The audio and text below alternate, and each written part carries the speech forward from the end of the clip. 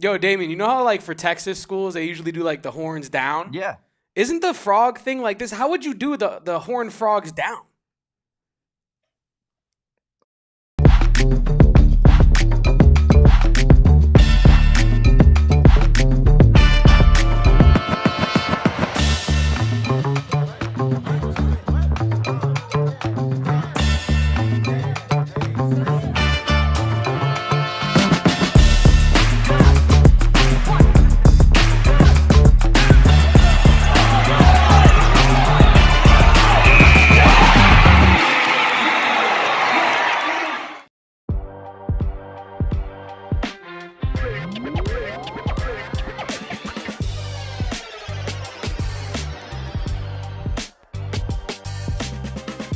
Welcome on into the AZ Wildcats podcast, coming to you live from Studio K, presented by our friends over at Circle K. I am Damon Fairall, aka Damon Dog. He is Kevin Thomas, aka Kevo Post. We are the AZ Wildcats podcast here in beautiful, lovely downtown Phoenix at PHNX HQ3. And Kevin, the Arizona Wildcats are still undefeated and remain the number one team in the country, especially after Michigan goes down earlier today. Arizona beats TCU 86-73.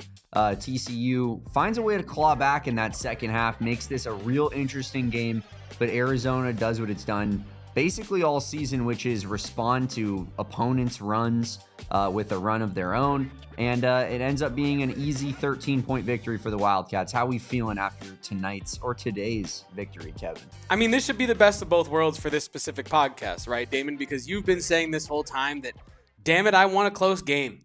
I do. And I've been saying this whole time, damn it, keep dominating teams. And we kind of got both, right? Like Arizona showcased their muscle in this game, and they definitely showcased that their level's above TCU. But TCU, albeit a very well-coached, very tough team, did make it a game at points. And whether or not you believe the referees played a part in that, mileage may vary, and I'll let you have that take because I don't necessarily disagree. But this was a fun game throughout.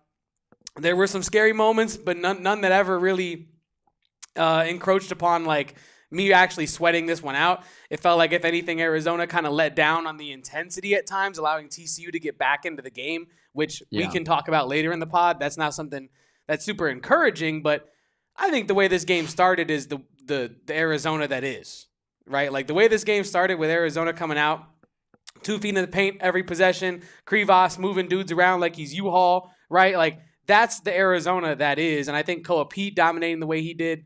The best of both worlds for you and I, Damon. We got a close-ish, as close as you can get with this Arizona team. Close game, while also showcasing a lot of qualities that make them, as I've been saying, the most dominant team in the country. Yeah, I mean, Koa Peat, listen, we get to see some Koa Peat dominance. We get to see a little Jaden Bradley masterclass in crunch time. I mean, that's everything that we've ever dreamed of, Kevin, and it was a competitive game, and it will be fun to talk about here in a second. I do want to take a second, though, and shout out everybody here in the chat. We got Deborah in here just the day after her birthday yesterday. Now it is Daniel's birthday, apparently. Happy birthday, Daniel. Saul in here in the chat, holding it in strong. Owen, of course, as always, Real Pigeon. Can we get a scroll up here, Kevin? So I can but before we scroll up, you know who else is always with us and on our heads? Our friends at Branded Bills. Very true. Our friends at Branded Bills are always on our live streams, whether it's on our head, in the background, or otherwise. Use code BBPHNX for a special little discount on your next order of Branded Bills, the most stylish headwear in the game and the best way to elevate your brand. But as Damon was saying, we do got everybody here in the chat. White Burritos, first game without Taquito. Saul, Owen, Tucson, 520. Sheila Chavez, the one, the only. Max, Daniel, Philip, everybody. My grandfather, Tom, is in here. Deborah, Elizabeth, bounce, kangaroos. You know how we go. But yeah, it's great to see everybody. Yeah, it's great to see you. Hit that like button. Appreciate you guys for your support, of course, and being here, being the ones that are on time. Because you know what? We're going to get some late arrivers who are tardy to class in here, Kevin, later on in this podcast. And you guys are the real MVPs. So drop a like in honor of yourselves, if you will. And Kevin, you're very, very right. Head on over to brandedbills.com. Use promo code BBPHNX. Kevin and I both rocking a little bit of Branded Bills on today's podcast. But getting back into this game, I guess, a variety of topics to hit on here. Of course, maybe Koa Peat being the loudest one to hit on, being given that he was the game high 20 points here for the Wildcats, 10 of 17 shooting, 7 rebounds, 3 assists. What did you see out there from Arizona's star player? I saw a performance that warranted a very specific award from this here podcast, and that is none other than the king of the court tonight was our beloved 5-star stud, Koa Peat. As you said, Damon, 27 and 3. An absolutely unstoppable player at times when he wants to be, right? Yeah. And then I know that this is kind of cliche, but once he gets going downhill, it is truly hard to stop him. The physicality, the weight, the height, the speed in which he attacks defenders, it's hard to stop him once he gets going. Like, you cannot let him get an open lane to the basket, because once he makes a couple steps, you're either got to foul him or he's going to score all over you, or both, right? And that's just the Koa Peat experience. Yeah. I think the first half especially, you saw multiple possessions where Koa Peat simply, you can't defend the guy. If you're not his size or bigger or more skilled than him, you're not going to be able to defend him. It was very nice to watch Koa Peat come out on the road in Big 12 play, put up 20 on good efficiency. And for as much as I like to talk about it while we're watching, he didn't look bad from a jumper perspective, right? I think people online have been talking a little bit about him shooting more threes recently. He shoots 2 today. Neither of them go in, but one in the first half I thought maybe really should have gone in. It was open for him. It looked good. Felt good probably for him. The Koa Peat we got tonight, incredible. As White Burrito said, moved mountains. I think he legitimately might be able to move a mountain if he tried to back it down. Yeah, Koa Peat was incredible tonight. You had Fran Fraschilla on the broadcast say that Koa Peat will be a top 6, top 7 pick in the NBA draft once it comes time for that draft. What is that, in June? That's big time. Accreditation from, a guy who really, really knows basketball in Fran Fraschilla. And when he says stuff like that, I think it holds a lot of weight. Koa Peat, top 10 pick, feels inevitable. And that's because of his size, his athleticism, his ability to take the ball up the court, initiate offense, create a little bit, right? And then, as you said, like, he's just so unstoppable. You have to foul him or he is scoring a bucket, it feels like, when he gets a full head of steam going towards the rim. Another thing Fran said tonight, and I think that this is like this is mainly a Koa Peat thing, but it was made into a whole team thing, is this team is like a well-oiled running game for an NFL team or a football team. Like, you look up, it doesn't look all sexy, and then you look up and you go, what? They have 300 yards right now rushing? I think that's his exact analogy he used. And that's also Mo Krivas, that's also Tobe Awaka, and that's also all these other guys who are really good at slashing in particular. But Koa Peat, to me, is the main factor in that. And it's just because Arizona plays bully ball. As you said, Kevin, in the thumbnail today, like, hit the weight room, TCU, because you can't go out and guard these guys. No, I'm not sure any team in the country can from an athleticism, size, physicality standpoint. So, I mean, that's what truly, like, jumps off the screen to me when I watch Koa Peat, when I watch this team, is that it doesn't even feel like it's that, like, I don't know, like, impressive sometimes. It's just like, we're going to lower our shoulder into you and take it to the basket and get high efficient shots night in, night out. And 9 times out of 10, 99 times out of 100, it's going to work. Yeah, no, I agree with you, Damon. And the way that Koa Peat is able to break down a defense is only beneficial to the rest of the offense. Because if you send a double at Koa Peat, you're leaving Ivan Karchenkov open. Yeah. You're leaving Jaden Bradley open, who's proven that mileage may vary on your belief in his ability to make those shots, right? I think that he's increasingly more and more able to make those shots. But either way, that's a threat, right? Jaden Bradley open at the perimeter, he can either get a nice head of steam going downhill, and that's a real threat to a defense. And then you have another 2 feet in the paint kickout situation. Like, Koa Peat opens up this offense on so many different levels. TCU was somewhat successfully trying to throw a zone at Arizona at the end of the first half and a little bit at the beginning of the second half as well. And it was kind of doing its thing against Arizona, but not for long. They just have too many weapons, Koa Peat being chief among them. But you said Chief Pete. You said Koa Peat's performance really jumps off the screen at you today, and that is a fact. These are facts, to reference Marty Supreme for the second time today in Damon's presence, which I know is making him seethe in that chair. Great movie. But Jaden Bradley in the second half. I think like a lot of people in the chat, that is their takeaway from this game because he was the second half for Arizona in so many different ways. First half, Jaden Bradley, 0 points. Yeah. 2 field goal attempts on 9 minutes played. Second half, Jaden Bradley, 17 points, 6 for 8 from the field, 1 for 2 from 3, a rebound, and 13 minutes played. 17 points in 13 minutes, Damon, is that pretty good? Sounds decent. That's with foul trouble, too. It is with foul trouble. It's with foul trouble. It's not really being in the zone if you're Jaden Bradley, or not really being in rhythm before you enter the zone if you're Jaden Bradley. Incredible. And I said it on Twitter, but like the man is a closer. He is the closer for Arizona. I started that show on Netflix recently. You bring in that blonde woman to close a crime case, right? I forget her name, but you bring her in to close the case because that's what she does at the highest level. You bring in Jaden Bradley at the end of this game pretty much off the pine cold. You're like, JB, TCU is really throwing some haymakers. Our freshmen are doing fine, but we kind of need you to close this game. And what does he do? He says, got you, coach. Put me in there, and I'm just going to hit gear 4, as White Burrito likes to say, and put this one put it over, you know? Yeah, I think that Jaden Bradley, like, you go to television show reference. I was more thinking along the lines of, like, Edwin Diaz walkout while he re-enters the game in crunch time. Light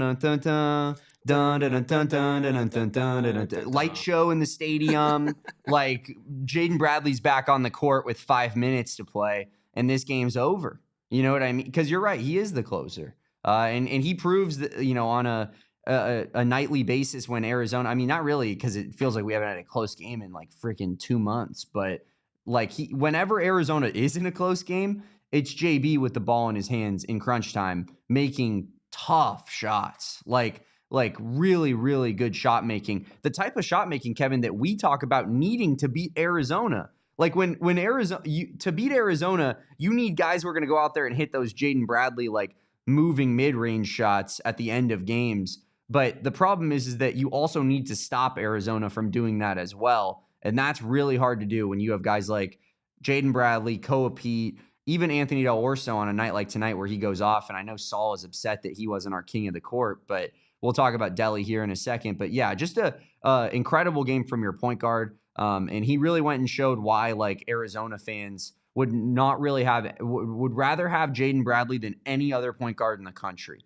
And it's not because his stats are, you know, the sexiest or, you know, his game is necessarily like the most like, oh, that dude is going to be in the NBA and be very successful one day, which, you know, we both think that, but that's not exactly why we feel that way about Jaden Bradley. We feel that way about Jaden Bradley because he's such a great leader, right? He plays insane defense. And at the end of games, there's no one we'd rather have with the ball in his hands than Jaden Bradley because he just seemingly makes shot after shot after shot when it becomes crunch time. And that's why JB is our pick for best point guard in the country, right? It's not a statistics thing. It's not even really like you know, it's an eye test thing. He's a winner. The guy wins. And so, yeah, I mean, this team is just, they continue to be incredible. They continue to win in different ways. And yeah, I another great win tonight. Yeah, it was another great win. And on the Jaden Bradley side of things, you talk about his shot making. You and I think have, and everybody in this chat, right, as well, like Arizona fans in general, like we have an unbelievably high level of belief in Jaden Bradley's shot making, especially in the clutch, right? It's not really many shots Jaden Bradley puts up at the end of this game where you're like watching through your hands. Most of them you're watching intently, thinking, okay, this is going to go in because it's Jaden Bradley in the clutch. There were some shots today, man, that he made off balance, leaning away, left hand, right. Like I'm watching it with you going, ooh, man, that was a good shot. Because I'm like, that shot does not go in for anybody else but Jaden Bradley. Yeah.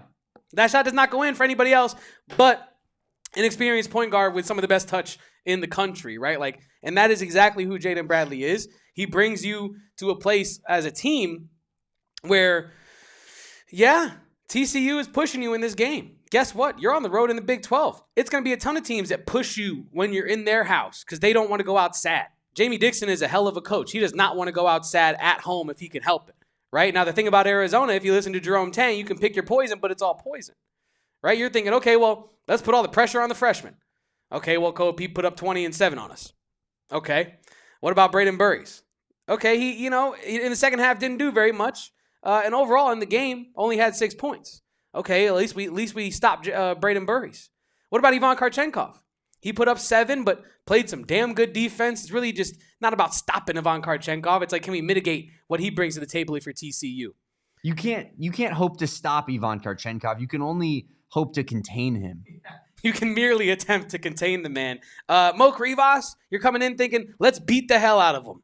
No way he can play a full 40 minutes of getting fist fought in the paint and still succeeding, right? Well, Mo Krivas did have a pretty decent game, albeit not the most productive of his season, right? 2 for 8 from the field is never what you want to see from your big man, but I think overall we can all agree he played a pretty decent game today considering the style of defense that was being played against him. 10 boards, also was in foul trouble as well. You know, both him and Tobe were dealing with foul trouble in this game. So yeah, I mean, it was a little bit less than what you become accustomed to from the big men in particular, the center rotation. But yeah, I mean, I didn't think Mo Krivas played a bad game. In fact, I thought, as most people do, clearly in the chat, that he was getting a little bit screwed over tonight. Yeah, and then you have ADO, who we're going to get to in a second because I really want to wax poetic about his night tonight. It was a great game from one Anthony Dell'Orso. But what I'm saying with all this is Jaden Bradley puts teams in a position where you finally are in a sinking boat with holes all over and you feel like you've covered them all. And you're like, okay, we stopped Jaden Bradley, we stopped Brayden Burrries, Koa Peat's going off, but we got Krivas getting beat up, and then the second half hits, and it's an eruption from Jaden Bradley. And if you're an opponent, what do you do? If it's not Jaden Bradley going off, can you really stop Koa Peat? If it's not Koa Peat going off, you already mentioned Jaden Bradley, can you stop Brayden Burrries? Now tonight, that was not the case. You know, Brayden Burrries not the most explosive night, but he didn't necessarily have to have the big explosion for you to win this game. So, yeah, Arizona is pick your poison to a T, and I think Jaden Bradley playing a minuscule amount of minutes in the first half, going off in the second half the way he did is point proven in that sense. I agree, Kevin, but there is a comment that is taking over my psyche. I need to talk about it. TR the Star says this team is so much better without Caleb Love. Oh, no.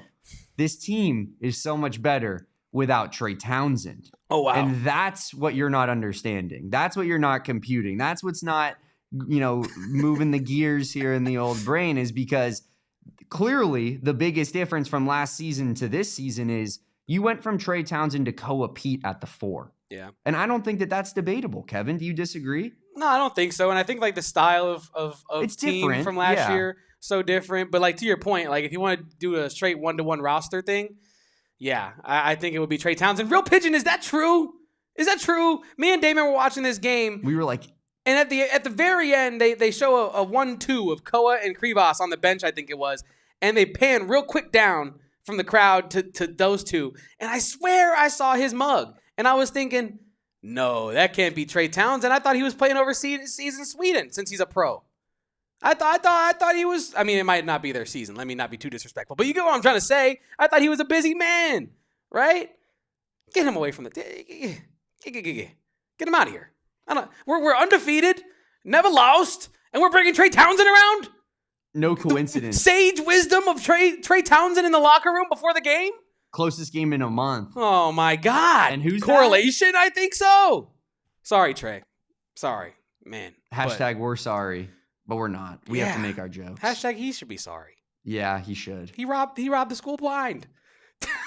Good guy. Good guy. Good Rich guy, man. Trey Townsend. Rich guy. Mr. March. Rich guy. Yeah. No, Mr. March. TR the Star, I just disagree with you, my man. I just do. I mean, Caleb Love is, I know he elicits this sort of emotion out of people for some reason, but he is, albeit at times an inefficient basketball player, but he is a contributor to winning fairly often, I would argue. And he's going to have a decently long NBA career to boot, in my opinion. So, yeah. I listen, like, would Arizona be better with Brayden Burrries versus Caleb Love? Maybe that's possible. And maybe that play style is just a little more conducive to winning at this level. But the biggest change from last year to this year is unequivocally Trey Townsend to Koa Peat. And it's not a question, because you went from playing a 6'5" power forward averaging 3.8 rebounds per game or whatever the hell he was averaging, to a 6'8" guy who can jump out the gym, is the most athletic player on the floor at all times, no matter what player we're playing against, and is averaging like 7 rebounds a game, 6 rebounds a game. So you've almost doubled that rebounding output, and you tenfold your athleticism, your scoring output. Like, this is Koa Peat is the big change from last season to this season, in my opinion. I agree with you, Damon. I want to hit our first break here on the AZ Wildcats podcast, and then we're going to get back into this TCU matchup and stop talking about last year's team, because we got an undefeated #1 overall team in our hands right now. So let's talk about it after our first break here on the AZ Wildcats podcast. Please drink your water, leave a like, and do not go anywhere. Unless you are headed to Circle K. Now, Circle K, Damon, is a place that I got to hit up soon. Very soon. And yeah, you think it's just gas at the gas station. Well, not with Circle K. They got Matrix meal deals. They got AZ lottery kiosks. They got the beer cave. They got all types of fun stuff over at Circle K. And for right now, you can save on buy 2, get 1 free Monster 16-ounce energy drinks featuring Circle K exclusive Ultra Punk Punch. And if you sign up for that Inner Circle right now today, you get 25 cents off per gallon on your first 5 fill-ups, 3 cents off on every single fill-up after that, until you graduate into that 5 cents off per gallon tier like me, like Damon. So save yourself some money. Join the Inner Circle for free today by downloading the Circle K app. Terms and conditions do apply at participating locations. Visit CircleK.com for more details.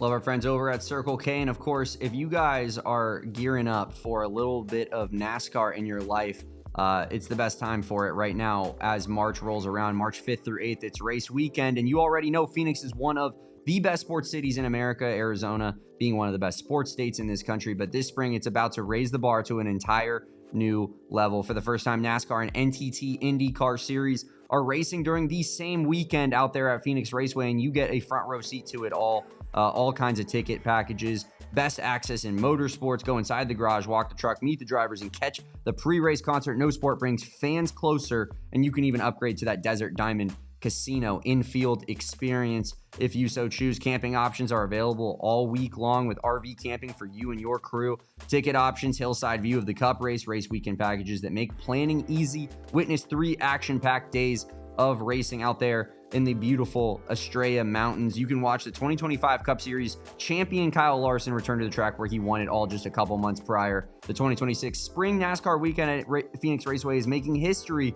with NASCAR, NTT, IndyCar Series sharing the same track on the same day, and you'll want to be a part of it and say you were there. NASCAR and NTT IndyCar Series weekend at Phoenix, March 5th through 8th. Secure your seats now at the link in our show description. We are back on the AZ Wildcats podcast, and we, of course, as Kevin said, are going to get back to talking about this team in 2026 that we have. The year of our Lord, Kevin. The Wildcats continue to, honestly, the year of our Lord, honestly, is a good way of putting it. But Arizona continues to win, continues to be undefeated, and starts off conference play now at 3-0, Kevin. And we talked about this stretch being a massive stretch for Arizona, because you're the better team on paper in essentially every single one of these basketball games. You have to take full advantage of that before this stretch, I should say, of February rolls around, where you go Oklahoma State at home, at Kansas, Texas Tech at home, BYU at home, at Houston, at Baylor, and then Kansas at home before you go play Iowa State in one of your remaining games of the season, as right in the early part of March. I think this was the type of game that really could be a big hamper to Arizona, I think, in its Big 12 title hopes, Kevin. But you go ahead and you get the W today. How massive is that for your Big 12 title odds? It's absolutely huge as you pull up the January schedule side of things. Now, you can mark a W on January 10th, but you have 2 rivalry games against ASU. You assume you win those, but you never know. Conference rivalry game, obviously, we think we should get the dub there, but you never know.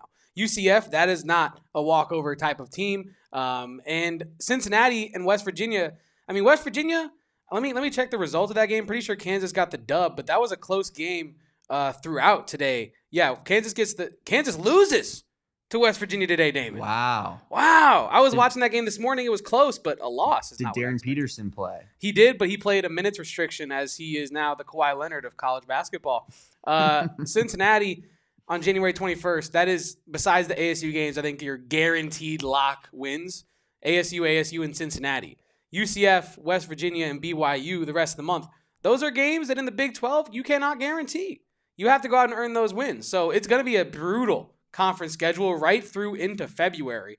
And for Arizona, like you said, Damon, it's pivotal that you handle business against teams that you're supposed to handle business against, because inevitably I say that, but with this team, I don't know if it's inevitable. This team might just roll everybody. But it feels inevitable that you're going to have a slip up, a misstep at some point along this path here in Big 12 play. You have some really tough teams on the docket. So it's, like I said, crucial that Arizona handles business against the teams that you're favored to handle business against. Yeah, there's certainly no doubt about that. And this being one of the probably more pivotal versions of that exact, scenario, right? Because you're less than a 10-point favorite. You're a single-digit point favorite. It kept kind of moving and inching towards TCU as we got closer to tip-off. And TCU has played some teams tough here in the early going of the season, including Michigan, who is the number 2 team in the country as we speak, and probably is going to be a little bit lower than that in just a couple of days. But wow. Not that we're mad about that, but TCU is one of those wins that I think it's going to be TCU is going to catch somebody. Like I got a feeling that they're going to catch somebody, whether that's like a Texas Tech or a Houston. Like they're good enough to beat one of these top dog opponents in the Big 12, and Arizona is able to go on the road, win this game, and then start worrying about how much we can embarrass our rivals by on Wednesday. You say everything can happen in a rivalry game. I mean, I'm assuming it's an embarrassment, but I'm saying okay. I don't want to get up here and be like, yep, Arizona's undefeated Big 12 play, and then it ends up being your rival that gets you. I don't want to be that guy. TCU is a tournament team, says Damon and a ball knower Noren at this point. And that's how you know it's stamped when Noren comes in the chat and solidifies your take, Damon. TCU, write them in Sharpie in the tournament right now. But this is a good team. I think they're solid. I really do. And I think they're going to be the type of team that I think every year out of the Big 12 is going to be extremely dangerous in the tournament, because that's a team that has to go up against every single one of the top Big 12 teams, right? Because not that this is rocket science, but Arizona doesn't have to play itself. Arizona's the favorite in the Big 12, and you don't got to play yourselves. Whereas TCU, they got to play Arizona and all the other teams that Arizona has to play as well. So they have an even harder schedule. I feel like TCU is going to be battle tested if they can find a way to get one of those kind of like that 8 seed type of team. I think that's a team that can make some noise. Like that is really the definition of battle tested. And speaking of, Ernesto put in the chat the state of Pac-12 basketball being as sad as it is, talking about UCLA being 39th, second highest Pac-12 team in the KenPom. And I think that TCU being the type of team that could really thrive in a tournament setting because of the Big 12 and the war that they're going to have to be a part of in this conference, and the games that they're going to have to win in order to make the tournament. And then also conversely, what Pac-12 teams look like now that the conference has folded. It was bad when we were in the conference. It was a big reason why Arizona faltered in the tournament year after year, because we were not battle tested. The opposite, played cupcakes for 2 months straight and walked through the conference. And then now you're seeing that play out, in their new conferences as well. Cal and Stanford are nothing in the ACC, which is not a good conference. The Big Ten, are you kidding me? Oregon sucks. Washington is terrible. USC is one of the worst, double-digit win teams that they in the country right now. And UCLA is, mid. That's what mid Cronin, right? So, this, I feel like the state, you're right. Oregon State's bad. Washington State's bad. All these teams stink. And Arizona was, that was the biggest plus of getting out of the Pac-12, was you are no longer going to be held back by your conference anymore. Now TCU is the type of team that you play, and they'd be the third or fourth best team in the Pac-12 on a year like this. This is very indicative of exactly why you moved to the Big 12. Yeah, no, it definitely is. The Big 12 is absolute cinema. If you look at these matchups, just a morning matchup between Baylor and Houston, I feel like for the most part in that, I know that ended up being quite the blowout, but for the most part, that is a very watchable game, right? I know that your point more so is on the overall health of the conferences and the programs, but just from the fans' perspective, right? Every game in the Big 12 feels watchable at the very least, right? Yeah. I can't really remember a time where, as much as I love basketball, and maybe this is an indictment against my fandom and not a statement against the Pac-12, but I don't know, Damon. Stanford versus like Washington State on a Wednesday night. Am I tuning into that? Really? No, I'm not. I did because they were in our conference, but not because I liked it. But you know what I mean? Like, but hey, Colorado versus like West Virginia might not sound glamorous, but that's a good basketball game. And I'm here to watch it because the Big 12 is damn competitive right now, Damon. And I'm all about the Big 12. Feed me more Big 12 matchups as Arizona continues this absolute killer schedule. Speaking of absolute killers, though, Damon, can we talk a little bit of ADO, a little bit of Delhi? Let's do it. We're how long into the podcast are we? We haven't talked to Anthony Dell'Orso yet. 30 minutes in. Too long? Anthony Dell'Orso's been struggling, right? We all know that. His recent run of games has not exactly been his best play in an Arizona Wildcats uniform. You go back all the way to, let's say, after that Alabama game in which he went 5 of 13, which is not that great, but he did score 13 points, and I thought he had a solid game in that one. He scored 7 against Abilene Christian on 3 of 7 shooting, 10 against SDSU on 3 of 11, 9 against Bethune-Cookman on 4 of 9, 9 against South Dakota State on 3 of 9, 2 against Utah, and maybe his worst game as a Wildcat with 1 of 4 shooting, and then 6 on 2 of 8 shooting against Kansas State, and he wasn't great in that game either. Big bounce back tonight, Kevin. 17 points, 6 of 12 shooting, 3 of 6 from 3, and 4 assists to go along with it with 0 turnovers. Just a great offensive outing from Anthony Dell'Orso. And I think that, this is what Saul Bookman told us when we had him on what was it? Was it Tuesday? Monday? Yeah. Whenever our last game might have was been Wednesday, to be Kansas honest. State, I think it was Wednesday. When we had Saul Bookman on talking about post game, what's going on with ADO? What's going on with Anthony Dell'Orso and his recent run of play? And Saul said, "Calma, we're all good. He's gonna figure it out." And it looked like maybe I believe Saul said just a little bit of tired legs. Like he's going to figure this thing out. We saw that in a big way tonight, Kevin. Yeah, I mean, for me, I was never worried really about ADO. It was more of I think you and I just kind of noticing a trend, right? I mean, we were the only people noticing it, but some people were actually worried. They were like, "Man, is ADO just like does he just not have it, right? What's going on with him right now?" Yeah. But I think you and I were kind of looking at it more so like, okay, expecting some positive regression here back to the mean soon, but how soon, right? Will it be against TCU? Will it be against ASU? Will it be against UCF, right? Like, how long is it going to take ADO to get back into his rhythm? And tonight, I mean, he came out absolutely firing in this game. Did you just read his stat line off, right, or no? I did. Okay, yeah. I didn't want to read it all over again, but for me, like the 3 threes in this game that he hit, 2 of them felt like they were 6 points, right? Like that 40-footer he hit at the end of the shot clock was unbelievable. And I think I saw someone on Twitter talking about this, but it was just a perfect shot for him to hit. I believe it was his first 3 of the game, but it was a perfect shot for him to hit at that time because there was no time on the shot clock, no time for him to think, no time for him to make any other decisions but to just shoot the ball. Put the ball up and try to put it in the basket, and he did it from so far away.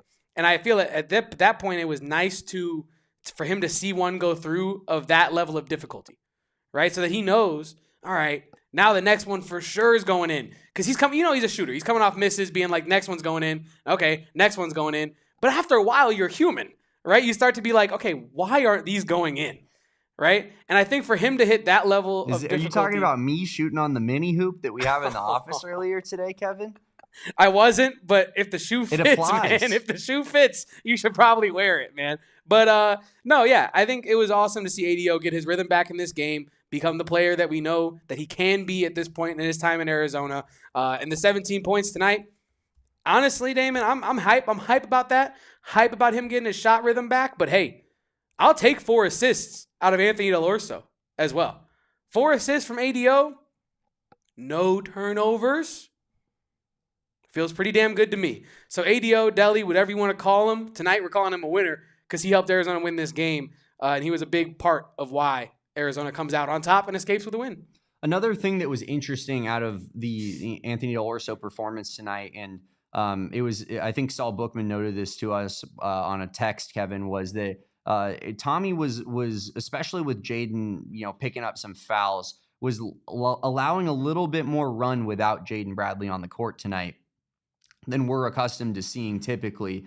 And I think a big part of that obviously is feeling more and more confident that Brayden Burrries can handle the rock and can handle that pressure, especially in a road environment. That's great to see because that TCU crowd, albeit there was some Arizona chants in the building tonight, but that TCU crowd, when things were going right for TCU, was getting pretty into the game. And I think Brayden Burrries did a good job of having to kind of be that de facto combo guard and step in a little bit. But we also saw a little bit more Delly bringing the ball up the court. And as you know, 4 assists, 0 turnovers, like, a great game from him from a passing standpoint as well, which is something that he does have in his bag. He really just is such a complete offensive player at times for Arizona.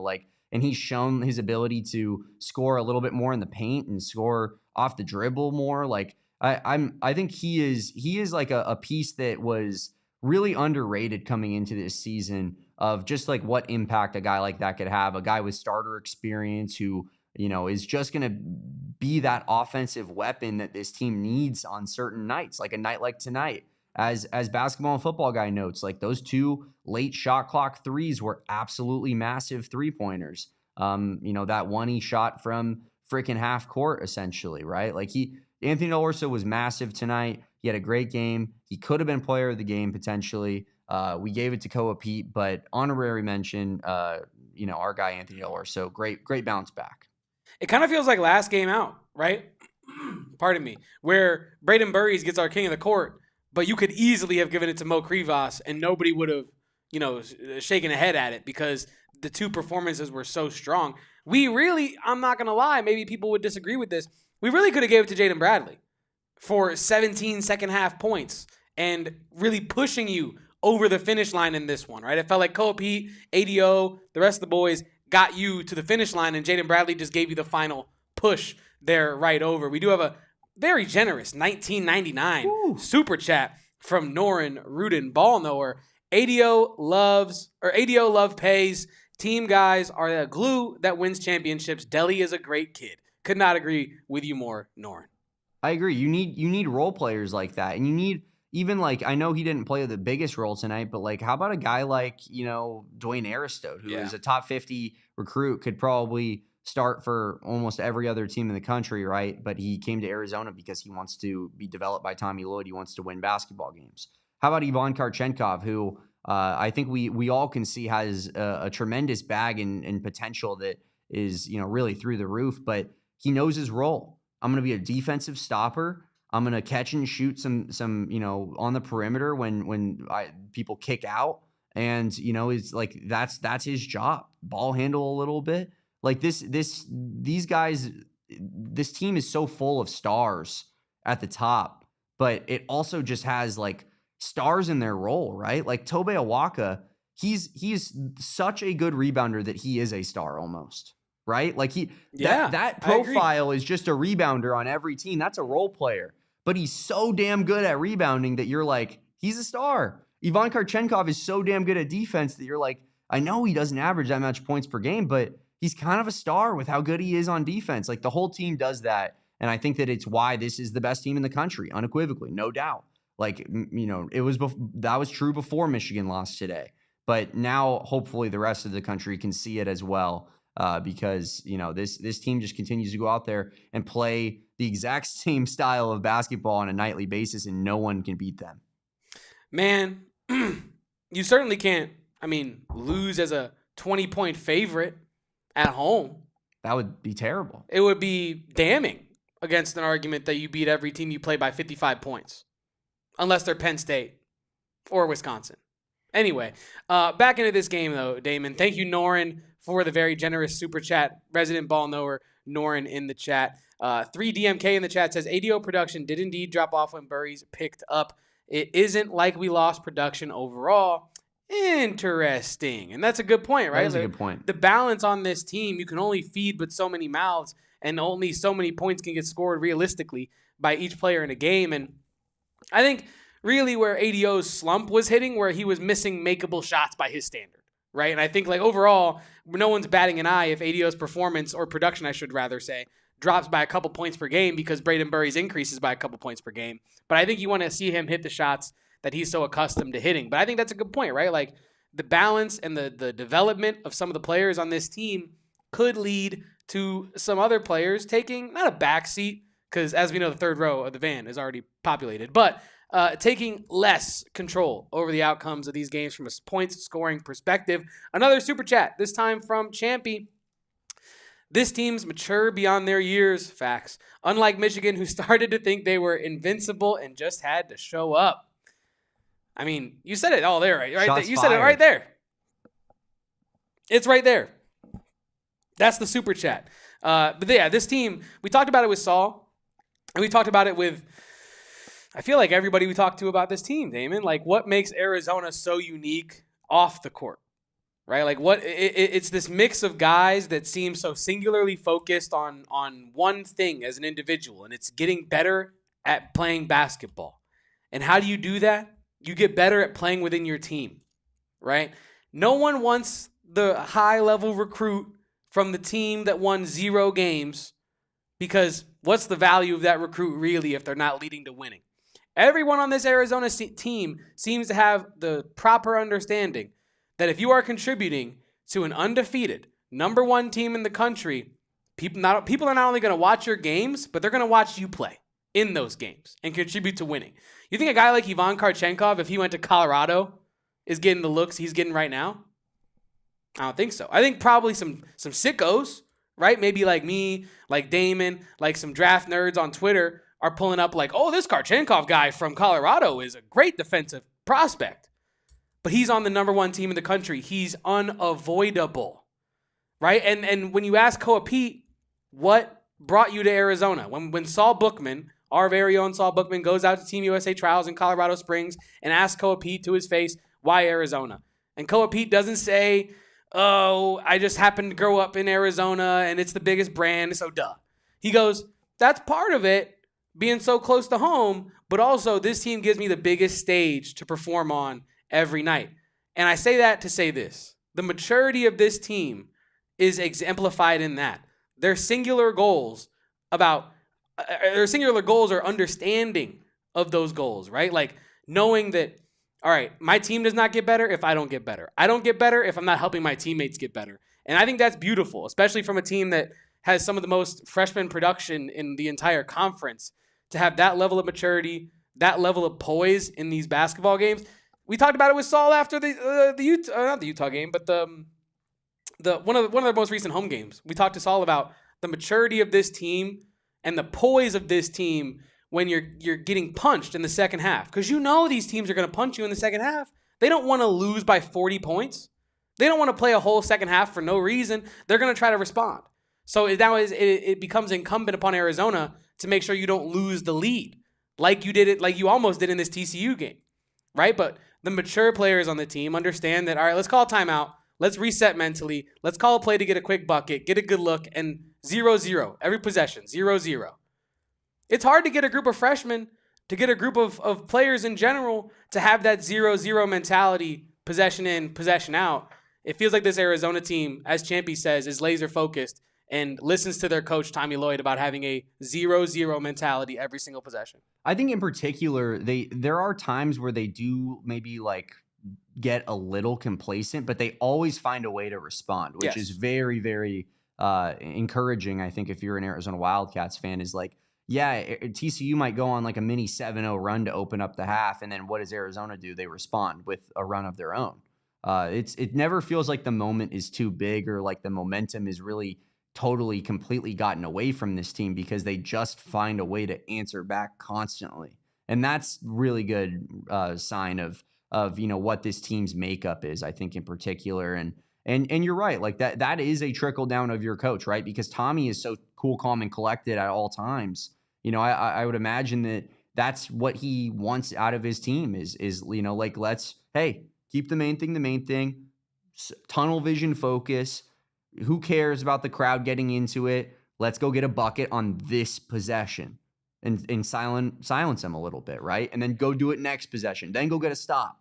Like this, you're right. Like it does feel like they definitely Even if they have a second where they take the foot off the gas pedal, they find a way to figure that out before the game ends up getting too much away from them, which you love to see. Yeah, no, you definitely do. And you talk about the funnel down from Tommy Lloyd, right? It's not only that, but it's also the fact that the freshmen you do have on this team have won at a high level, or whatever level that you consider highest for the high school players, right? Like Koa Peat, world champion. Period. End of story. He's a world champion. 4-time, 3-time? Only one ever. You know how many guys have picked up the basketball? Have you picked up a basketball at home? All right, add one more to the tally. Koa Peat's the only one to ever pick up a basketball to win 4 gold medals at the junior level. It's unbelievable. So that guy has an unbelievable level of experience, poise, and maturity in these moments. He's not going to get fazed by TCU. He's not. He's just simply not, because he's been at bigger stages. And this is yet but a leaping frog moment for him. A leaping, you know what I'm trying to say, a lily pad moment for him, right? To leapfrog to the next thing and get to the next game. He leapfrogged the Horned Frogs, but didn't get caught on their horn. And anyway, it's a whole thing. But the math is tough on that one. The math is tough. But you get my point, right? Like these players, Ivan Karchenkov is on the bench for Bayern Munich, who's trying to win the Euro League overseas. You think they're shooting flares, pew, pew, pew, when he enters the game, right? Stop the stopper. Literally trying to shoot him, probably. That's how Euroball works. You think Ivan Karchenkov's worried about a half U of A crowd in TCU? I don't think so. And who, by the way, was the guy that hit the big 3 in the corner to put it up to a 7-0 run in that big response run? Oh, yeah, it was Ivan Karchenkov. Who was the guy that got the bucket before him? Oh, yeah, it was Koa Peat. Who was the guy that got the bucket before him? It was Jaden Bradley. So when you need buckets, you're not short of options. Koa Peat's poised, he's ready. Ivan Karchenkov's poised, he's ready. JB's poised, he's ready. Brayden Burrries is getting there to that point. Hell, ADO's been in these moments before too. He's not fazed. He was in the Sweet 16 against Duke. He's not worried about TCU. So yeah, no, this team is special in terms of their poise, maturity, and experience. It's really hard to get a team that has this much freshman production to also have that much experience and like high level poise. It's really special to watch, because as a fan, right? And I'll throw it back to you in a second here, Damon, because as a fan, like when TCU goes on that run, I think last year you and I would have been sitting here looking at each other like, oh, here we go again. Caleb Love, what do you got for us? Like, do you have a 3? Do you have another 3 after that? Right? Because we're gonna need a couple. But this year we're looking at the game and we're thinking, all right, where's the response? Because the response is going to come. Mm-hmm. So where is it, right? And I think that's really a special, unique trait of this Arizona basketball team for certain, right? That response aspect. Yeah, they are they have found a way to find that response in every sort of game that they've played this season. Even when they get down, what was it, like 10 points against Florida early on in night 1? Something like that. And that's without the experience. That's without the proof of concept on the court that you could go out there and do those things. And I think that alone shows you just the kind of mental fortitude that this team has. But it does feel like this team is a second half team. It does feel like they go into the locker room and they come out with a definite focus and like game plan as to how they're going to attack the opponent in the next one. And an underrated aspect of that, Kevin, was the foul trouble tonight that Arizona was in. And yet you still had Jaden Bradley out there with 4 fouls, hitting every single shot down the stretch. Mo Krivas and Tobe Awaka both finished with 4 fouls as well. But, those guys are on the court at separate times at the end of the game and avoiding that foul, that 5th foul that will, send him out for the rest of the game. Like, I think that shows a lot of maturity and poise in the moment as well, except for when Tobe Awaka almost lost his mind, because there was a point where he was like, it happened after the jersey rip, and then, they called him for a foul like directly after that, and he had to be like grabbed by, I forgot who it was, but someone on the court was like, hey, Tobe, chill out, because usually he's so straight-faced. Like, even you'll see pictures, Kevin and I, we have like, photo access for certain subscriptions, and like, You'll click on a Tobe Awaka picture and he'll be like ripping the ball away from someone, stone cold, just and like he's like, it probably not that much effort for him, but like the other dude is like fighting for his life, bro. like literally like death grip on the basketball, and Tobe's just like, the whole time. So for him to be kind of fired up by a call must have been really bad officiating that he was not a fan of. But I thought Mo Krivas was getting hacked left and right, Kevin. He ends up, obviously, as we said, not having his best offensive game, but, still was finding a way to contribute double-digit boards. But yeah, despite these refs tonight, Arizona still able to get that big-time W, cover the spread, and another one to add to their resume. Just an overall fantastic performance from the Cats. We're going to talk a little bit more about this game. And then also, we got some updates on some football transfers, Kevin, that we can run down right before we get out of here on the AZ Wildcats pod. Drop a like, drink your water. Do not go anywhere. You know the drill. If you have been involved in a serious injury or are pursuing a wrongful death litigation, say it with me. There's only one number to call, 602-783-8841. And if you don't know that number, you are not listening to this pod. That is the number of the husband and wife law team, Mark and Alexis Breyer, the law team that brings hundreds of years of combined trial experience to the table for you, their client, and they even make guarantees to their clients, such as being able to reach them at any time for any reason to talk about anything. You can also cancel your fee agreement at any time for any reason. And they also guarantee that you will receive as much in your pocket as they receive for their fee, even if they have to reduce their attorney's fee to do so. Now, that's pretty damn special if you ask me. Speaking of special, they are specialists. Only 1% of all lawyers in the state of Arizona are certified serious injury and wrongful death lawyers. I don't know if you know that, but now you do. And guess who's special or certified specialists in this field? It's the husband and wife law team. You can reach them at 602-783-8841. Or if you've had a serious injury, call that number or visit the website at the link in our show notes below and tell them the boys over at the AZ Wildcats podcast helped you out and sent you their number. Love our friends over at the husband and wife lawn team. But now I got to talk to you guys, Kevin, about the Don.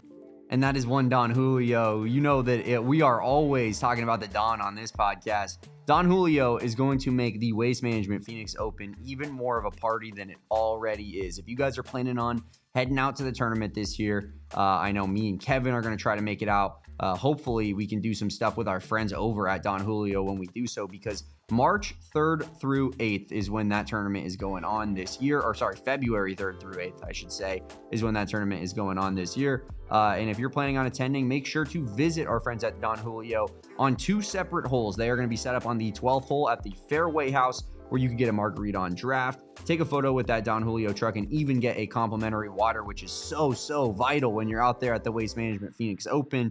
Anyone that has been there before knows that that's the dang truth. And then, of course, 5th hole entrance located at the Fairmont for a personalization station, elevated Don Julio cocktails, and so much more. Again, they're going to be on the 12th and the 5th holes out there at the Waste Management Phoenix Open. And we love our friends at Don Julio, just elevating that experience to an entirely new level. Keep an eye out. There will be more announcements in lead up to the tournament, but I told you everything I know for now. So as I find out more, we will keep you updated. But let's go hang out with our friends at Don Julio. If you're planning on attending that tournament this year, like me and like Kevin, make sure to visit our friends at Don Julio across the venue and tell them that PHNX Sports sent you.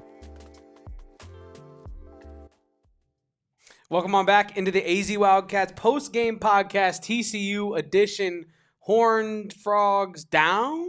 We're still figuring that out from the cold open. You really got to have a good rotator cuff to be able to do that. I don't know if I would do that, but that's what Saul texted us. Saul did text us that.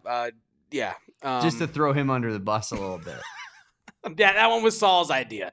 But yeah, as we continue to break down this game, we do have our by the numbers in this one. Arizona gets it done, 86-73. Literally just a couple of Tanner Toolson shots away from making me look like a prophet on this here podcast with my score prediction in the pregame, but that's neither here nor there. 51% from the field, Arizona. 42% from the field, TCU. 3-point percent wise, Arizona looking very sharp from 3 in this one. 44% on 7 of 16 from 3. TCU, on the other hand, 29% on 6 from 21. So about the same amount of makes on different volume. Arizona out-rebounds TCU by only 6 in this matchup. Damon, I think that's probably, we'd have to look back at it, but I'm assuming the closest any team has been to out-rebounding Arizona so far this season, a margin of just 6 in the rebounding category. It's damn close. I think Florida wasn't too far off, right?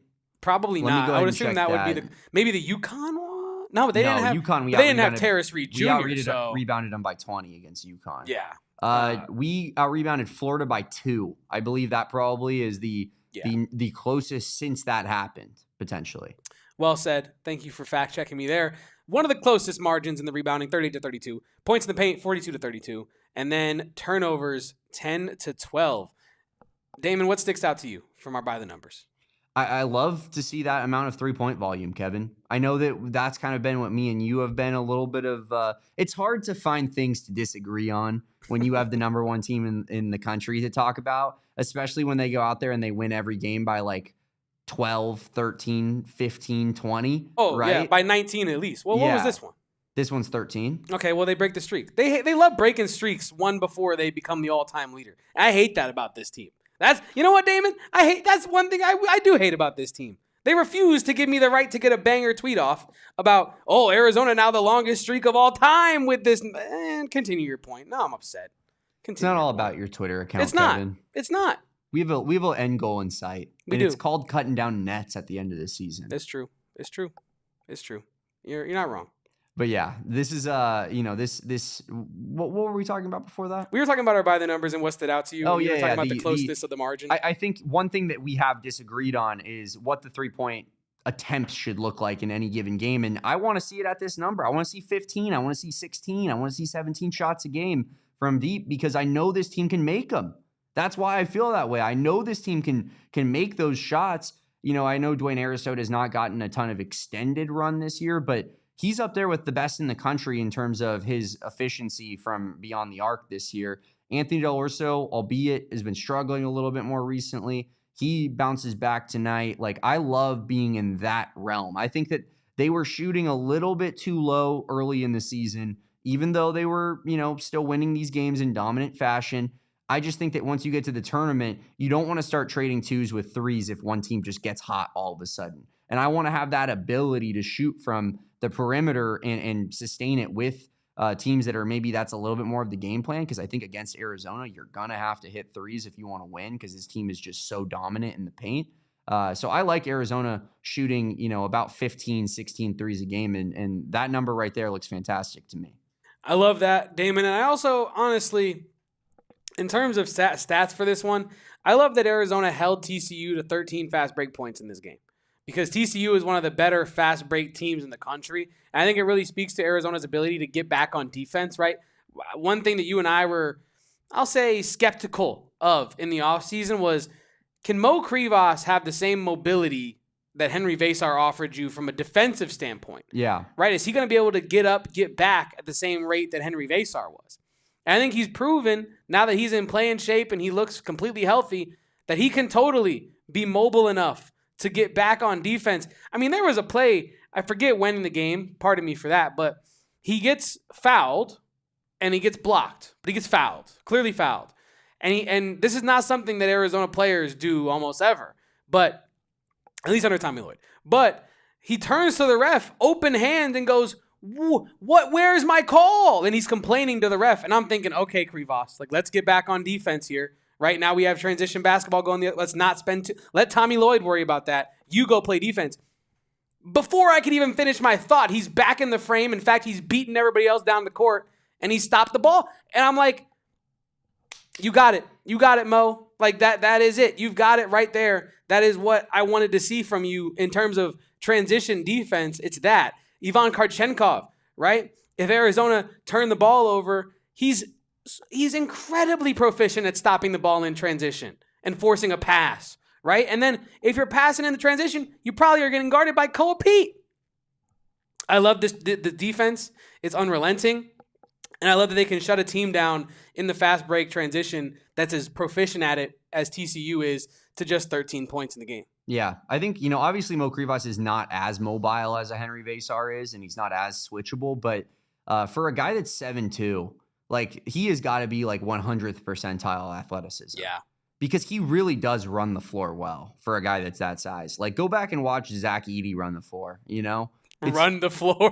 It's in slow motion. Yeah. Mo Krivas is actually pretty quick for a guy that size, and I think that's why people have NBA dreams for him, despite maybe what a couple Joe Schmoes have said about his NBA potential someday. But yeah, you love to see it. And this defense is playing great. The Panthers are making a game of it, Kevin. Oh. And our guy, Tedero McMillan, T-Mac, has 5 catches for 81 yards right now. He no longer is the leading receiver for the Panthers because Jalen Coker caught a 52-yard touchdown. Wow.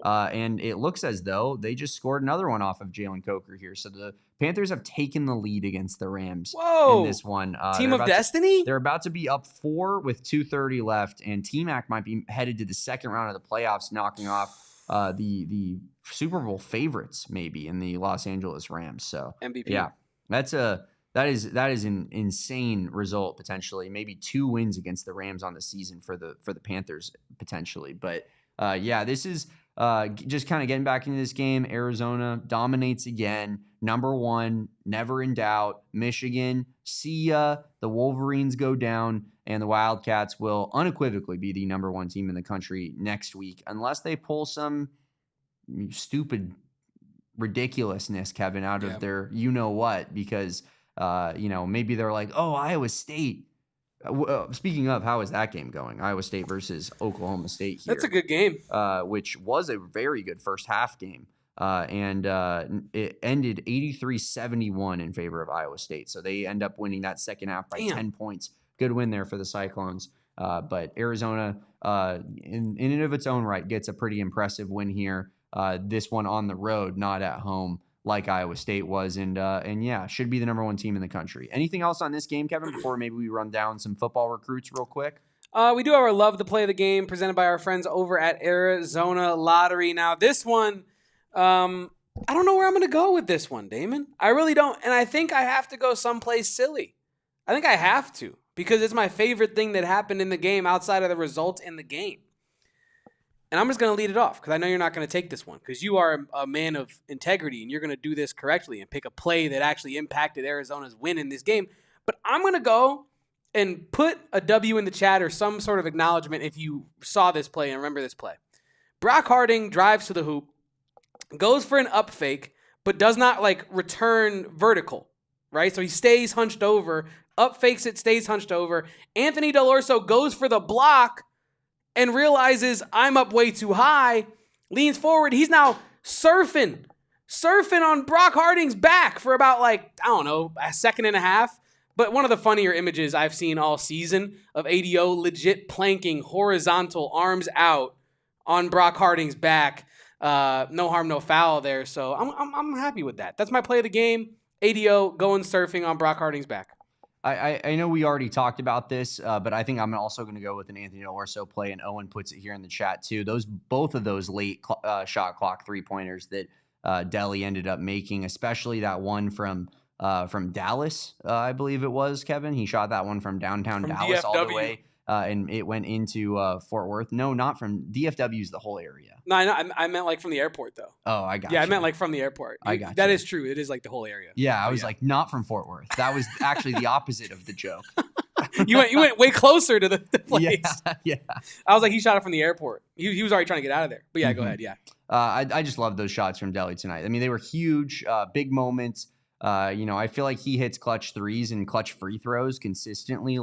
He's really good at the line, especially late when we need him. And I mean, just a great bounce back, confidence-inducing performance from Anthony Dell'Orso tonight. You got to be fired up if you're an Arizona fan seeing that.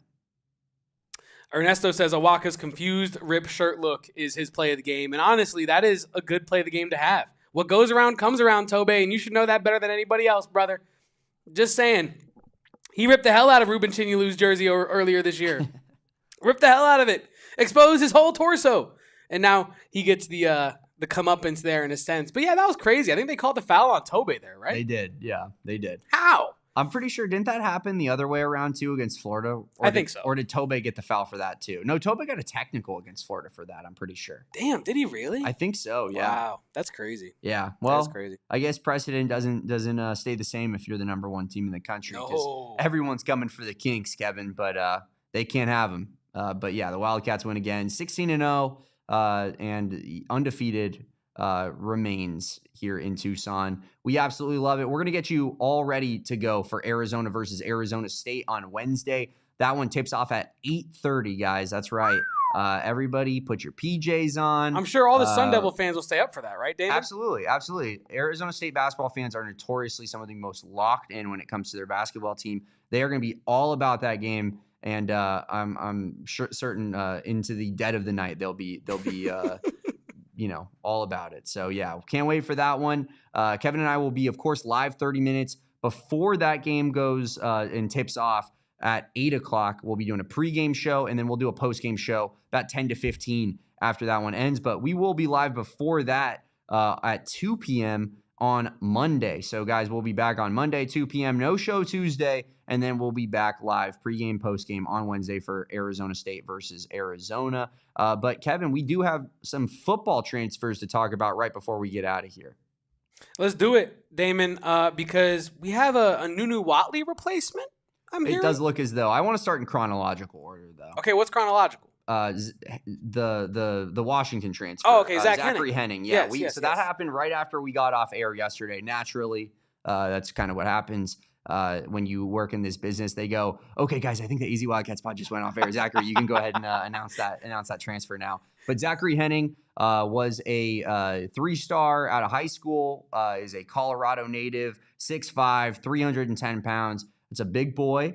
He played in all 13 games last year for Washington. He has spent the first couple years of his college career at Washington, and he started the last 4 games of the season at center. So this looks like Arizona's starting center for next season. You lose kind of to Canberra. There was a big hole at center. There might even be a hole for a backup center here in Tucson, but it looks like Zachary Henning is going to be the guy that gets those center snaps. First offensive lineman that Arizona has added thus far. I believe Justin Spears has hinted that another might be on the way. But yeah, I like this transfer a lot. Comes from a big time school, as much as we hate that probably, but Washington is a legit football program. More of a stepping stone. Yeah, Stepping Stone U. He comes from Stepping Stone U, and this is his step up, obviously, as we know. But yeah, this is a solid transfer in for the Wildcats. No, it definitely is. This was one that had me #moved, right? Because the bulk of the player, the pedigree of the player, this is a Big Ten offensive lineman that has gotten real reps, and I think that matters to me in terms of things that we want for Arizona. Man, I don't want next year to start off like this year, where the first 3 or 4 games you and I are coming on post games like more bad holding calls. More self-inflicted wounds from the offensive line, and then issues that they have to overcome as the season goes on. I love this addition of Henning because I think it gets you a lot closer to, like, I don't know what the word I'm looking for is, but a mid-season form offensive line day one, right? The guy that has done this in the Big 12, started at center, or Big 10, I should say, started at center, and now is doing that for you in the Big 12. So I'm pumped about the Henning pickup. Yeah, I think this is a big time pickup for the Wildcats here. And anytime you can get like a guy who you are certain is going to be written in Sharpie on the starting offensive line, I think that's huge in modern college football. Apparently Arizona gets him over Arizona State as well. I think Colorado might have been the other team that was involved, or it was Cal. It was Cal and ASU. And Cal is putting together a very impressive transfer class right now with Tosh Lapoy, who is Oregon's defensive coordinator, who took the head coaching job over there. And so, yeah, I mean, I think that's a school that is a solid school to beat out in this circumstance as well. And of course, we all know that ASU is putting together a pretty darn good transfer class. So getting a win over them is big time as well. Then we move on, Kevin. We got Chase Ridley, figures to be Arizona's punter next season. Aussie, as every punter is these days in football. And he was granted release from West Virginia, and now will take part in the festivities in Tucson, and has all years of eligibility remaining because he is a true freshman, was going to be at West Virginia, signed with them, was released from his letter of intent, and now joins up with the Wildcats, and potentially would be the starting center for next year as of now. Sorry, I was trying to pull up the Justin Spears article so I could fact check myself, but then I accidentally ended up getting distracted and pulling up the Panthers game because that's what Kobe was talking about in the chat. But I wanted to say that our new punter, Aussie man himself, Chase Ridley, also comes from, I believe it's called Pro Kick Academy or something of that sort out there, and they have produced multiple NFL-level kickers. So I think if you're looking for any barometer as to what type of recruit this guy is, I'm not saying he's instantly going to come in and be like league, but what I am saying is he went to a place that teaches you how to get there, right? And I think that is the kind of pedigree you're working with there. And I'll shout out Cohen Kinney, who got this take off when that happened. So credit to Cohen. But this is just Rich Rod helping out the good guys. Yeah. You know what? You want to release. Who you want to release to go talk to? Oh, those Arizona Wildcats? For sure. We'll find another punter, man. You go to Arizona, help out the other good guys that I like in the Big 12, and go sign that contract with Brent Brennan. Rich Rod told me off the air when I was talking to him at Big 12 Media Day that he loved his time in Tucson. And obviously he's not going to say I hated it, but he didn't have to say anything. He was like, we loved our time in Arizona. We love Arizona. So shout out Rich Rod. Maybe he is trying to help out the good guys a little bit, but more likely than not, my guess would be that they had a established punter or somebody else who was in the room who they thought that this guy was going to, Chase Ridley being this guy, was going to maybe be the backup for him. And instead Chase Ridley has the opportunity to potentially start for Arizona. So that's where he ends up. Moving on, our first transfer of today, Kevin, was one Malcolm Hartzog Jr. out of Nebraska. And I love this. I love this pickup. I should have done this for Zach Henning, Damon, but I will posthumously do that for Zach Henning because the moment has died. The moment has passed, right? But Hartzog, that deserves a... Because I'm moved, Damon. Tell me why I should be moved. Yeah, Kevin loves this one because he comes from a real school and he played at that school. So this is a legit signing for Arizona here. This is a guy who I think he started like 38 games or something in his college career. He has a lot of experience here. He only played 2 games last year for Nebraska before he ended up sustaining a groin injury, I believe. A little unclear as to what his injury was, but he had a season-ending injury last year. For Nebraska. He was a starter. He was all Big Ten honorable mention in 2024 and had a great season that year. He had 4 picks in that season, Kevin. He's a little bit undersized. He's like a 5'9", 5'10" defensive back. Moved to safety last year for Nebraska before he got hurt. I know Justin Spears called him a safety, so I think that this guy might be one of the safety replacements for a Genesis Smith, for a Dalton Johnson this year. And he played Big Ten football. He was an honorable mention, all Big Ten guy, like I said. And I just think that this is a good time addition. He's going to be going from playing in a better conference to a lower scale conference, but he was already playing and used to playing in that conference and was doing so at a pretty high level. He picked off Brendan Sorsby this year, and Brendan Sorsby only got picked off like 4 times all year or something like that. I think twice against Arizona and once against Malcolm Hartzog, who is a Wildcat. So we contribute to owning Brendan Sorsby. I know Brendan Sorsby hates to see an Arizona Wildcats team on his schedule. Watch out, Texas Tech next year. But I love this signing, and Kevin, I know that you're moved by it. No, I'm definitely moved by it. You see the highlights of him playing out there. He looks like a playmaker. He looks like a guy that we're going to be a huge fan of in the Arizona Wildcats fan base. And I also think we need people to put the footballs on the damn sword next year. He could be one of the guys doing that, putting the ball on the sword there in Arizona. He has what? I think he has 8 career interceptions, which is kind of a lot in college football. And he hasn't even played under Danny Gonzalez yet. Yeah. I mean, I really like that transfer. This is a team that they led the conference for sure in picks, but did they lead college football in interceptions this year? They might have, but they certainly had more takeaways than they did touchdowns allowed. Yeah. That's a fact. Wrapping this, we have 2 remaining to talk about. Cam Chapa.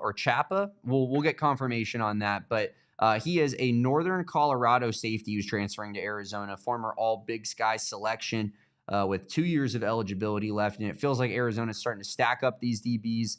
Kevin, I talked a little bit off air, I was getting some Owen Goss flashbacks a little bit, some Vietnam War flashbacks. I did start off by saying I do think that this guy's a pretty solid ball player, though. I think he, according to Jason Shear, I think it was, he led the Big Sky in solo tackles at safety, which is pretty impressive. Definitely has a nose for being in and around the football. Was obviously a Big Sky, all Big Sky selection, or else he wouldn't be at Arizona if you were moving from that level to the Wildcats. But yeah, I mean, a little bit of flashbacks from a guy like Owen Goss, who played at a lower level. I think he played in the Patriot League and was an all Patriot League selection. And it was like, yeah, he's going to play and he's like probably decent, and just wasn't athletically up for it at all. But I think Camp Chapa's could be a little bit different. And I like just kind of stocking up on DBs here, Kevin. Yeah, no, that's where I was going to take this. I like that Arizona is simply getting a bunch of bodies in the DB room because you're going to need to replenish that room. And I think that having a guy who's an all-conference selection is only going to go to bolster the room. Even if Chapa does not end up playing a ton of snaps for Arizona, he is still a guy that has good experience, good he offers something in that room is what I'm really trying to say, regardless of what his actual impact on the field is. So, yeah, I will let go and trust the coaches over there with what they're doing with Chapa in that sense, Damon. Yeah, I agree with you. And let that Chapa sing. Am I right? I want to get some tweets off from our beat account that says that next Let year. the Chapa fly! Stay tuned for that one. But ending things out, Arizona got one last commitment. This happened during the basketball game. Some of you guys might have missed this. Rodney Gallagher III out of West Virginia transfers to Arizona. He was second on West Virginia's team in catches last year, albeit not a huge number, huge tally. I believe it was 28 receptions. Wasn't the greatest of seasons. He spent 3 seasons at West Virginia, and he's played in all of them, but he has 1 year of eligibility remaining, 4-star out of high school, does have some talent, and he figures to probably round out this wide receiver room.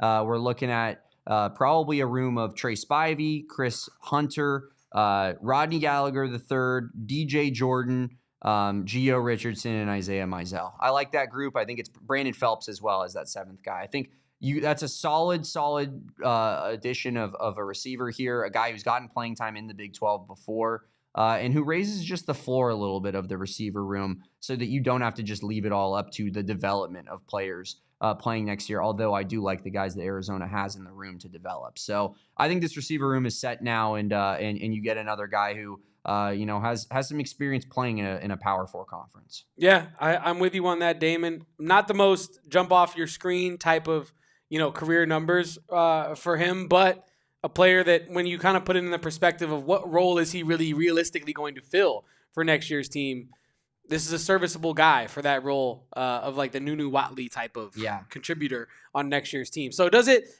#move Kevin Thomas? No. But does that really even matter? No. But I think this is a talented player, and for the role that he's being brought into play, so be it. I mean, he, as you said, like he figures to probably be a Nunu Watley replacement. You mentioned to me that he had more rushing yards against Arizona this year than he did receiving yards. His number is 24. I don't know if that means anything, but to me, it means like maybe he's just a little bit more of a gadget player. You know what I mean? It's like, oh, is that a running back? No, it's a receiver. It wears 24. Oh, he must. Porque no los dos. He must get a lot of end arounds, right? Like that's kind of how I look at it in my very small analysis brain. But I think that this receiver room is now set, and now the focus is pretty much solely on D linemen, O linemen, and defensive backs here for the remainder of this portal cycle. And it will be interesting to see, as well as maybe a backup quarterback. We'll see if they fully trust Oscar Rios to be that guy in year 1 at Arizona. Levitt is still out there, brother. Levitt is still out there. The Levitt tour. And the price is not going up, I'll tell you that much. The Levitt tour has made its way to Miami, Kevin. Welcome to me. Bienvenido a Miami. Yeah, absolutely. But you know what? I'll say this. This is not anything really relevant to the Arizona side of things, but as it relates to Sam Levitt, I was on the phone with my buddy Steve, shout out to Steve, last night, who is an Oregon fan, right? Lifelong Oregon fan. Tough. Very brutal. But we have this yearly phone call, right? Yearly phone call for the CFP. Because what happens every year in the CFP? Oregon gets beat up, right? And I always call my buddy Steve like, Steve, what happened? This was the year. You were telling me the whole year. You call Steve and you go, 0 national championships. 0. But I call him and I'm messing with him. I'm like, man, I hear you. Dante Moore is out to the draft and blah, blah, blah. But how about Sam Levitt? How about Dylan Raiola? And now, look, he didn't want either of them. Steve's hyped. But he really didn't want Sam Levitt. I'll say that much. And I'm not saying Steve is like, Mel Kiper out here, right? But he is an Oregon fan. His best interest is what is best for Oregon football, and he does not want either of those quarterbacks entering his walking through those doors anytime soon. So hopefully, Sam Leavitt, for the sake of my buddy Steve and Oregon fans nationwide, do not end up at Oregon. But yeah, Sam Leavitt, backup QB at Arizona. We got room in our heart for you, buddy. We got room in our heart. Arizona also has a USC linebacker that is visiting, Kevin, in Matai Tagaoai. And he is a 4-star from the 2025 class. I think he has 4 years of eligibility remaining. This could be a big-time addition. Talk about someone that could move, Kevin. I believe he was the number 102 player in his class just a year ago. And Arizona could potentially be bringing in a big-time linebacker as well. And yeah, he looks a little bit like T-Mac. You showed me the picture, and you and I were doing the back and forth of, that isn't. That can't be. As T-Mac is literally on the other screen playing NFL football. Well, not anymore, Kevin. Yeah, it's unfortunate. Well, at the time, he was on the other screen playing NFL football, and the Panthers have just fallen 34-31 to the LA Rams. And Great rookie season there for T-Mac. Unbelievable, man. Seriously, rookie of the year. Lock it up. And anyone who thought that this guy was not an absolute superstar in the making, I question your ability to understand what you're watching. Like, he was the most obvious NFL football draft hit of all time, right? Like, I can't fathom people being like, he just doesn't love the game. He can't run all the routes. That's your analysis? He's 6'4". He catches everything, man. But he's a big stiff, Damon Fairall. What are you talking about? Yeah, he's a big dumb stiff. Except he led all of the receivers that were draft eligible in like yards after catch. But that's ridiculous. That's what big stiff receivers do, right? Yep. But yeah, shout out to T-Mac on a phenomenal rookie season. Shout out to the Wildcats for remaining undefeated, taking down TCU by a score of 86-73. Frogs down, as Kevin's doing right there. And I think that's going to stick. That has some legs. The Frogs down has some legs to it for sure. It doesn't have shoulders, though. If people don't tear out their rotator cuff in the process. You can go ahead and follow me at Damon Dog at CAWG. You can follow Kevin at KevoPost. That's KEVOPOSTS. And you can follow us at PHNX_Wildcats on all socials, except for TikTok, where we're at AZ Wildcats Pod. Been a great show, been a banner show. Viewership has been fantastic. Please drop a like on this video. Help us out. Rate and review on your favorite podcasting platform. And we will catch you back on a Monday episode at 2 p.m. of the AZ Wildcats pod. But until then, peace out, bear down. And go Cats. We are number one. Not Michigan, not Iowa State. The Arizona Wildcats. Arizona Wildcats. Get it right. We all silly like the mayor.